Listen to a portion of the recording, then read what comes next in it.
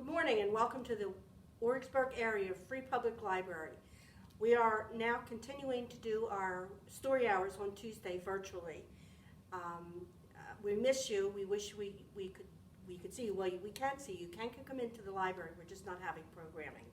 Today I'm going to read a story that I've read quite a number of times for the beginning of the year. It's called The Library Lion, and it's written by Michelle Kudsin, and the pictures were drawn by Kevin Hawks. I'd like to point out to you that up here, this is a New York Times bestseller. The Library Lion. There he is, going into the library, by Michelle Kudsin. One day a lion came to the library. He walked right past the circulation desk and up into the stacks. Mr. McBean ran down the hall to the head librarian office. "Miss Merriweather," he called. "No running," said Miss Merriweather without looking up, a very important rule in the library. "But there's a lion," said Mr. McBee, "in the library." "Is he breaking any rules?" asked Miss Merriweather. She was very particular about rule breaking, especially running in the library. "Well, no," said Mr. McBee, "not really." "Then leave him be," said Miss Merriweather. The lion wandered all around the library. He sniffed a card catalog, which we don't use anymore, and he rubbed his head against the new book collection. Then he padded over to the story corner and went to sleep. No one was sure what to do. There weren't any rules about lions in the library. Soon it came time for story hour. There weren't any rules about lions at story hour either. The story lady seemed a little nervous, but she read out the first book title in a good, clear voice. The lion looked up. The story lady kept reading. The lion stayed for the next story and the story after that. He waited for another story, but the children began to walk away. "Story hour is over," the little girl told him. "It's time to go." The lion looked at the children. He looked at the story lady. He looked at the closed books. Then he roared a very loud roar. Roar! Miss Merriweather came striding out of her office. "Who is making that noise?" she demanded. "It's the lion," said Mr. McBee. Miss Merriweather marched over to the lion. "If you cannot be quiet, you will have to leave," she said in a stern voice. "Those are the rules." The lion kept roaring. He sounded sad. The little girl tugged on Miss Merriweather's dress. "If he promises to be quiet, can he come back for story hour tomorrow?" she asked. The lion stopped roaring. He looked at Miss Merriweather. Miss Merriweather looked back. Then she said, "Yes, a nice, quiet lion would certainly be allowed to come back for story hour tomorrow." "Hooray!" said the children. The next day the lion came back. "You are early," said Miss Merriweather. "Story hour is not until 3 o'clock. The lion did not budge. "Very well," said Miss Merriweather. "You might as well make yourself useful." She sent him off to dust the encyclopedias until it was time for story hour. The next day the lion came early again. This time Miss Merriweather asked him to lick all the envelopes for the overdue notices.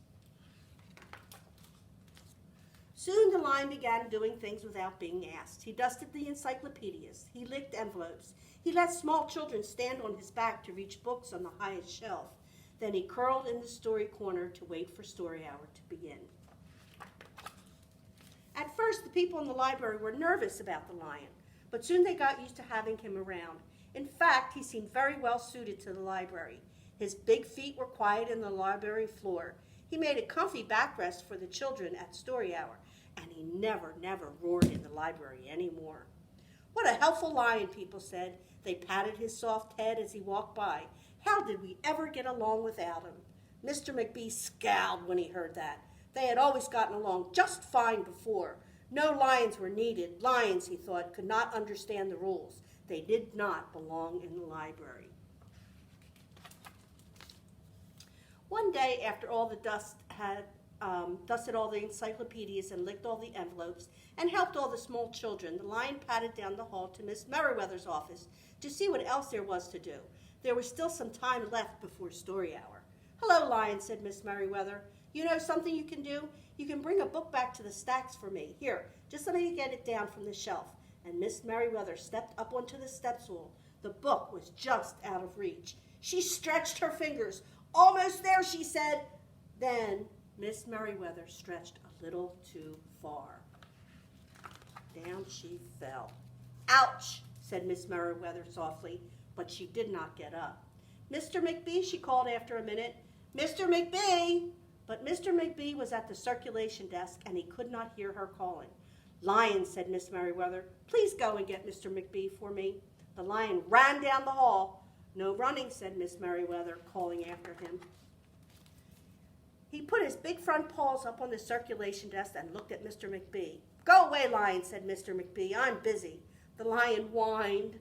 He pointed his nose down the hall towards Miss Merriweather's office. Mr. McBee ignored him. Finally, the Lion did the only thing he could think of. He looked Mr. McBee right in the eye, and then he opened his mouth very wide, and he roared the loudest roar he had ever roared in his life. Roar! Mr. McBee gasped. "You're not being quiet," he said. "You're breaking the rules." Mr. McBee walked down the hall as fast as he could. The Lion did not follow him. He had broken the rules. He knew what that meant. He hung his head and walked towards the doors. Mr. McBee did not notice Mr. McBee did not notice. "Miss Merriweather," he called as he walked into the office. "Miss Merriweather, the Lion broke the rules. The Lion broke the rules." He burst into Miss Merriweather's office. She was not in her chair. "Miss Merriweather?" he asked. "Sometimes, Miss Merriweather," from the floor behind the desk, "there is a good reason to break the rules, even in the library. Now, please go call a doctor. I think I've broken my arm." Mr. McBee ran to call a doctor.